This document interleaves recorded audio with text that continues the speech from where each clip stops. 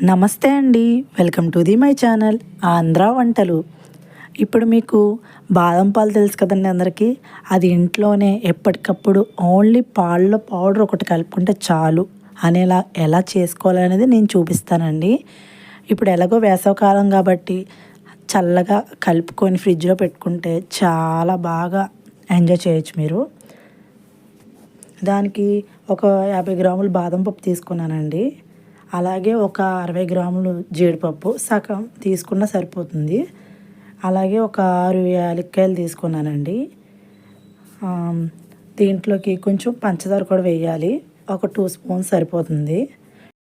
4 వీటితోటి మనం చేద్దాం. ఒక సీక్రెట్ ఇంగ్రీడియంట్ ఉందండి, నేను లాస్ట్లో చెప్తాను. బాదం పప్పులు ఇప్పుడు డ్రై రోస్ట్ చేసుకోవాలి. చాలా బాగా వేగాలి. అవి ఎంత బాగా వేగాలంటే పచ్చి అంతా పోయి మనకి మిక్సీ అయ్యేటప్పుడు ఫైన్గా అవ్వాలండి. దాని గురించి మనం ఫ్రై చేస్తాం. అరోమా కూడా చాలా బాగుంటుంది. అయిపోయినాయండి, తీసేస్తున్నాను. ఇప్పుడు జీడిపప్పులు కూడా అలాగే వేపుకుందాం. చూడండి, ఇవి కూడా వేగుతున్నాయి. మంచిగా వేగేలాగా వేపుకుంటే మనకి టేస్ట్ అనేది చాలా బాగుంటుందండి. ఇవి కూడా ఆల్మోస్ట్ అయిపోతున్నాయి.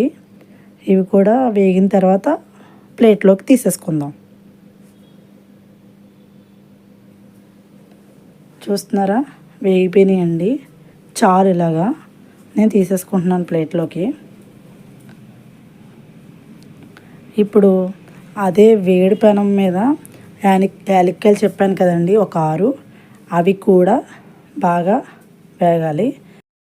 వేగడం వల్ల అవి ఫైన్గా పౌడర్ అవుతాయండి. మీకు ఎక్కడ చిన్న పీస్ కూడా ఉండకుండా ఫైన్గా పౌడర్ అవుతాయి. అందుకే యాలక్కాయలు కూడా కొంచెం వేడి మీద వేపుకోండి అని చెప్తాను అనమాట. ఇప్పుడు ఈ మూడింటిని కలిపి మిక్సీ కొట్టుకుందామండి. మిక్సీ జార్లోకి ముగుడు చల్లారిపోయిన తర్వాత తీసుకొని ఒక చిటికెడంత పసుపు కూడా వేసుకుందామండి. ఇదే అండి సీక్రెట్ ఇంగ్రీడియంట్. ఏం లేదండి, మనకి పసుపు ఎంత మంచిదో మీకు తెలిసే కదా. ఇది కూడా వేసుకుంటే బాగుంటుంది, ట్రై చేయండి. 2 స్పూన్స్ షుగర్ అండి. నేను ఒక 3 స్పూన్స్ వేసాను, మీరు 2 వేసుకోండి సరిపోతుంది. చూస్తున్నారు కదా, చాలా చక్కగా అయింది. నాకైతే స్మెల్ టేస్ట్ చూసానండి, కొంచెం చాలా బాగున్నాయి. ఒక పాలలో కలుపుకుంటే మీరు కూలింగ్తో తాగితే ఇంకా బాగుంటుంది. నేను ఇదంతా ఒక గాజు సీసాల్లోకి స్టోర్ చేసేసుకుంటున్నాను. అలా చేసుకోవడం వల్ల మనకి ఎక్కువ రోజులు నిలవ ఉంటుంది అనమాట. అంత అలా అవసరం లేదండి, త్వరగానే అయిపోతుంది, పర్వాలేదు. ఇప్పుడు పాలు తీసుకొని మీకు అది ఎలా కలుపుకుంటామో కూడా చూపిస్తాను. ఒక గ్లాస్ పాలు తీసుకున్నానండి.